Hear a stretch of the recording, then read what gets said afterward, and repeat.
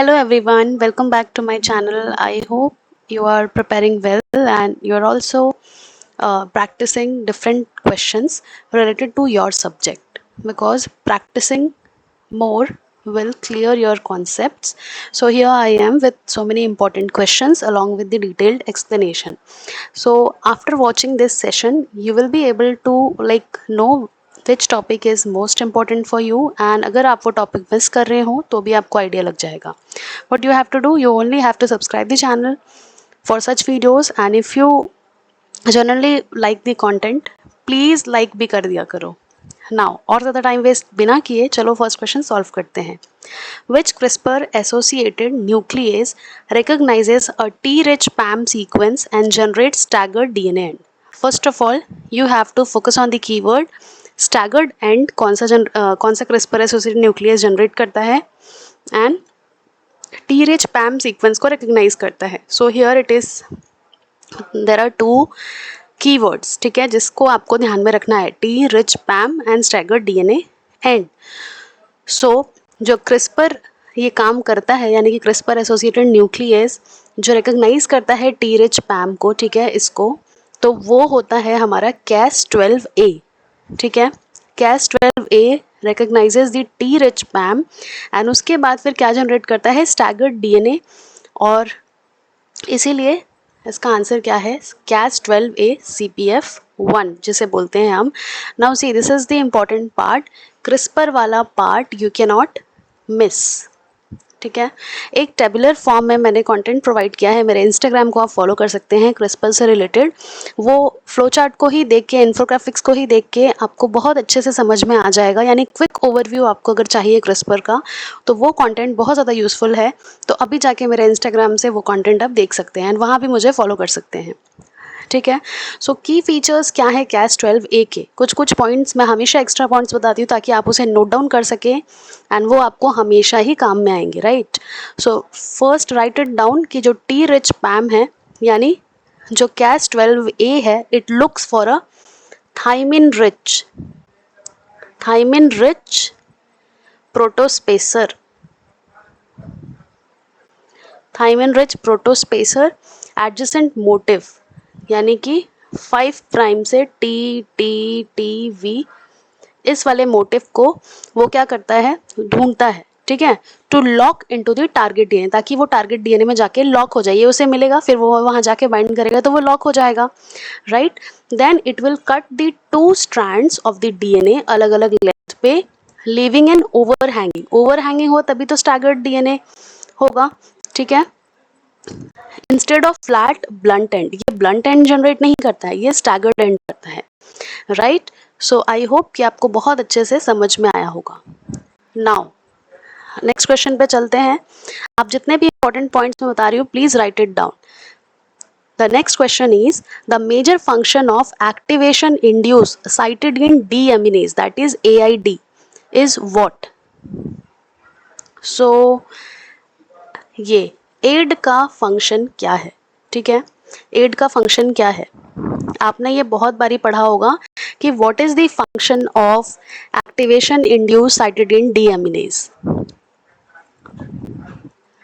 Somatic hyper mutation only, VDJ recombination, class switch recombination and somatic hyper mutation, या DNA repair. ठीक है, सो ये क्या कराता है, आपको थोड़ा सा बेसिक पता होना चाहिए. कभी भी आप लाइफ साइंसेस पढ़ते हैं तो जितने भी इम्पॉर्टेंट चीज़ें हैं उसे हमेशा लिख के रखा कीजिए. ठीक है, ये AID क्या है, it is an vital enzyme, एक बहुत ही इम्पॉर्टेंट एंजाइम है जिसका फंक्शन क्या है. ठीक है, इसका फंक्शन ये है कि ये class switch recombination and somatic hyper mutation कराता है.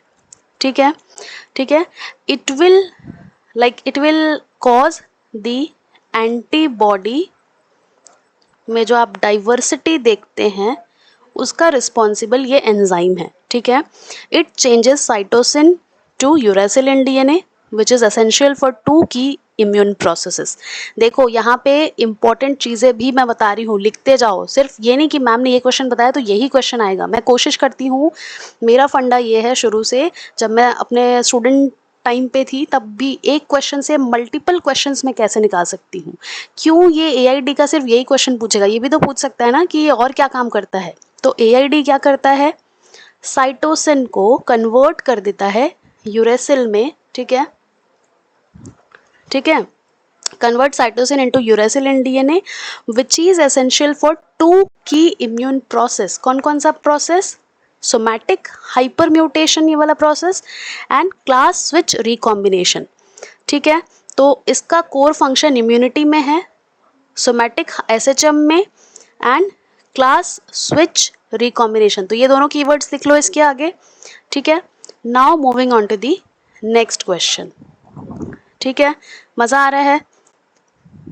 सो इस तरह से आपको हमेशा क्या करना है, नोट्स बनाते जाना है। क्रिस्प नोट्स हमेशा इम्पॉर्टेंट है बनाना, ठीक, क्योंकि अगर क्रिस्प नोट्स नहीं बनाओगे तो कैसे चीज़ें याद रहेंगी, ठीक है। तो नेक्स्ट क्वेश्चन सॉल्व करते हैं फटाक से। विच रिसेप्टर एक्टिवेट्स फॉस्फोलाइपेज सी वाया जीक्यू प्रोटीन। किसका काम है ये, beta 2 receptor, M2 receptor, A1 receptor, D2 receptor, ठीक है। किसका फंक्शन है ये, तो ये जो फंक्शन है वो ऑफर करता है अल्फा 1 रिसेप्टर, यानी जो ये अल्फा 1 रिसेप्टर है इट एक्टिवेट्स दी फॉस्फोलाइपेज सी, ठीक है। तो अब ये किसकी बात हो रही है यहाँ पे, GPCR की, ठीक है, GPCR की बात हो रही है, G protein coupled receptor which activates phospholipase, ठीक है, फॉस्फोलाइपेज सी एंड किसके थ्रू करता है ये, GQ के थ्रू, ठीक है, GQ protein through ligand binding. आपको तो पता है GDP टू GTP एक्सचेंज के थ्रू फंक्शनिंग होता है, GDP to GTP exchange, and इसमें रोल किसका होता है, G अल्फा सब यूनिट, मतलब इसमें क्या होता है, G अल्फा जो है उसका फंक्शन रहता है, ठीक है, अल्फा 1 रिसेप्टर का। So moving on to the next question, right. So next question क्या है, नेक्स्ट क्वेश्चन हमारा है, एकदम एक एक पॉइंट पढ़ते जाना है। DNA polymerase possessing the highest proof fidelity in eukaryotic leading strand synthesis is। तो मैंने आपको बताया था कि लीडिंग स्ट्रैंड सिंथेसिस जब भी आए तो लीडिंग स्ट्रैंड कौन करवाता है, इट इज पॉलीमरेज एप्सिलॉन। मैंने बताया था कि लीडिंग में ई आता है एंड एप्सिलॉन भी ई से स्टार्ट होता है, ई जैसा दिखता भी है, ठीक है, कैपिटल ई जैसा। So the right answer is DNA polymerase alpha. Next one, which cytokine is primarily responsible for differentiation of naive T cells into the Th17 cells। इस टाइप के क्वेश्चन अगर आप यूनोलॉजी दे रहे हैं तो आपके एकदम टिप पे होना चाहिए, कौन सा साइटोकाइन का क्या फंक्शन है। So it is interleukin 6 plus TGF beta, मैंने पहले के सेशंस में भी ये कराया है। So moving on to the next one quickly, which drug irreversibly inhibits cyclooxygenase by acetylating the enzyme। किसका काम है for the irreversible inhibition of cyclooxygenase by acetylating the enzyme। So it is the function of aspirin, ठीक है। Aspirin का role क्या होता है, ठीक है, एस्पिरिन का रोल क्या होता है। So aspirin relieves mild to moderate pain, वो क्या करता है, पेन रिलीव करता है, reduces fever and also prevents dangerous blood clots. So कैसे वो करता है, जो आप कॉक्स एंजाइम के बारे में आपने पढ़ा होगा आई होप, क्योंकि मैंने अपने पुराने सेशंस में भी बताया है, जो एस्पिरिन है वो परमानेंटली, लिख लो ये वर्ड, क्वेश्चन से भी पता चल रहा है, इरिवर्सिबली का मतलब क्या होगा कि वो कभी रिवर्स नहीं हो पाएगा। जो चीज़ रिवर्स नहीं हो सकती it means it is permanent. So it permanently blocks the COX enzyme. Specifically कौन से यहाँ पे extra information, COX 1 and COX 2, ठीक है, by attaching an acetyl group. तो यहाँ से बच्चों 3 क्वेश्चंस मैंने निकाले, ठीक है, क्या क्या, पहला तो इरिवर्सिबली काम करता है एस्पिरिन, ठीक है, परमानेंट काम करता है, किन किन साइक्लोऑक्सीजनेस को ऑप्शन में दे सकता है, CSR में भी ऐसे ही पूछता है, COX 1, COX 2, both, none of this, ठीक है।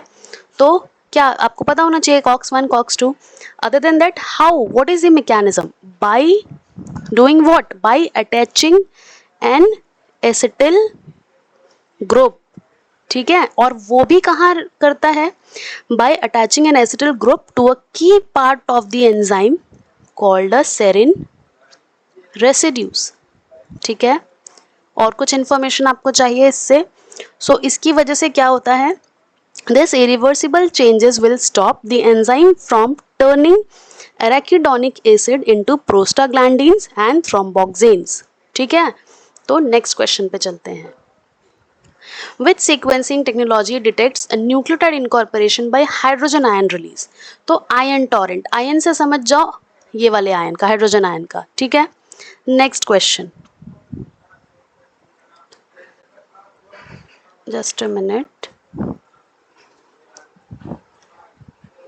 सो आई होप कि आप सब चीजें नोट डाउन करते जा रहे हैं बिना चूक किए। नेक्स्ट क्वेश्चन है द, एक minute pen, the endogenous ligand of PD1 receptor is.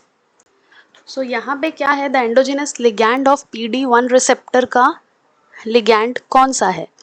So PD1 क्या है?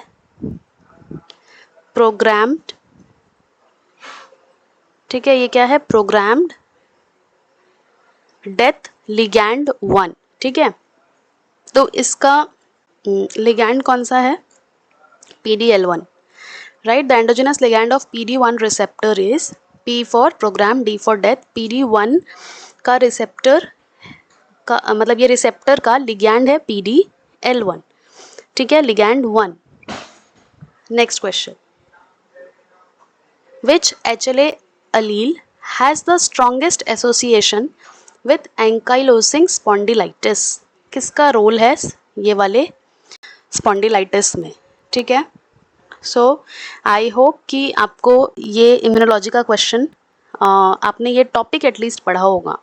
So it is basically this spondylitis, ankylosing spondylitis is a long term inflammatory disease that mainly affects the spine, ठीक है। Spine को ये influence करता है, यानी lower back pain होगा, स्टिफनेस आ जाएगी, यानी कि आप बहुत फ्लेक्सिबल नहीं रहेगी आपकी बॉडी, बहुत ज़्यादा बोन का जो डिफ्यूजन है वो होने लगेगा, ठीक है, डीफॉर्म होने लगेंगे बोन। तो ये अर्ली एडल्टहुड में होता है, इसका कोई क्योर नहीं है, बट ट्रीटमेंट आप ले सकते हैं जिसकी वजह से क्या होगा, पेन में आपको थोड़ा सा रिलीफ मिल सकता है, ठीक है। तो इसका जो मेन रीज़न है वो क्या है? So the main reason is this one, HLA-B27. So this ankylosing spondylitis is strongly linked to the HLA-B27 allele, which is found in about 80% to 90% of the people suffering from this disease, ठीक है। तो आपको पता चल गया B27 से link है ये वाला डिजीज। चलो नेक्स्ट क्वेश्चन पे चलते हैं फटाक से।